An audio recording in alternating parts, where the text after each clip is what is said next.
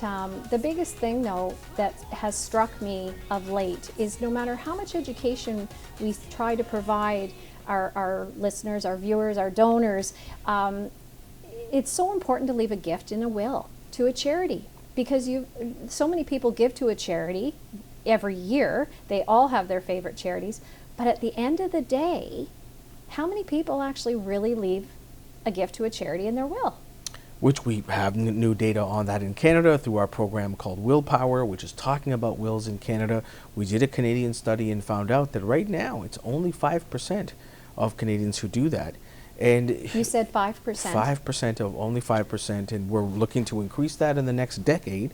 But it's really fascinating how many people who do, even when they're doing it, because I used to work in estate planning, kind of, if you remember those old V8 commercials where people would smack their head and say, I can't believe I forgot about that.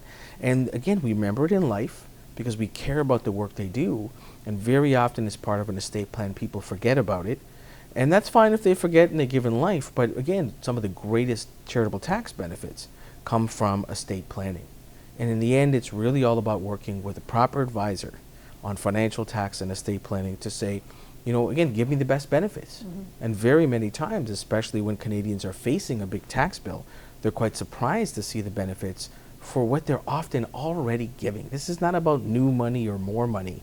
They're already being generous, and we want them to get that benefit. And frankly, getting that benefit often allows them to give more like they wish they could. Well, the biggest objection we have, you know, when we bring it up to our donors is, I'm already leaving it to my kids. My kids are getting all my money. And the one thing we always say is, but can't we be your charity child? Or do you realize that the money that you want your heirs to have is not what they're going to get if you don't consider a charity? Mm-hmm. Have you come across that as well? Indeed. You know, we work with so many different estate planning lawyers across the country. Some of them even say to us, they remind their client that in the end you're going to give to three entities. You're going to give to the government, you're going to give to your heirs, or you're going to give to the charity, and with a great planner you can pick two of three. You can use those charitable tax benefits to offset the taxes you would owe, not necessarily cause less to go to your family. And again, a great planner will make sure that everybody gets what you, the person who earned this money, wants them to get. And if you want that money to go to charity, it doesn't have to hurt your children and family. I think that's the biggest message right there, is that you can do both. Mm-hmm. You can give to your family or to the benefactors that you want to receive the benefit of your lifelong income, but you can also give to that charity, and you can really make an impact for many years to come. You know, we've been raising money for all kinds of different equipment, you know, for bladder cancer screening and breast cancer screening, and ultimately this equipment that we raise money for, it saves lives.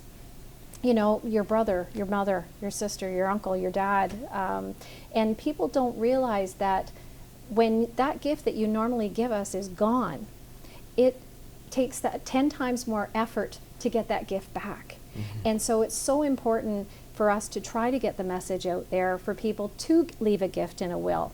It doesn't have to be hundreds of thousands of dollars. You don't have to be a millionaire. That's right. You can give gifts of property in your will. You can donate your car. Mm-hmm. Ultimately, these things translate to money so that we can buy the equipment. But a simple gift in a will could be a percentage, a dollar amount, like I said, property. And it's so important because when you're gone, we have to replace that income from that amount of money that you've donated on an annual basis. So leaving a gift in a will, we have to try to encourage more and more people. We have to get that from 5% up. That is just too low, because I'm sure we probably have close to 50% of the population that at least have a will, mm-hmm. right? Yes. So what can we do? What can we do to encourage more people to leave a gift to a charity in their will? You know, the first thing is as simple as just thinking about it and talking to your family, talking to your loved one to say, this is something that means something to me that I want to do. You know, again, going to the resources, the foundation site, our national site, willpower.ca, and then working with a planner, working with a proper estate planning advisor who can help them to make that plan, incorporate it in. But they're going to ask you the same question everybody's going to ask you. What do you want to do? And again, the old question is, how much do you want to give? But the better way to do it is come in, talk to the foundation, and say, what do I want to do? Who do I want to help? Right, again, you just talked about bladder cancer and breast cancer in this country. You know, we have heard some incredible stories about the need, about the crisis in this area.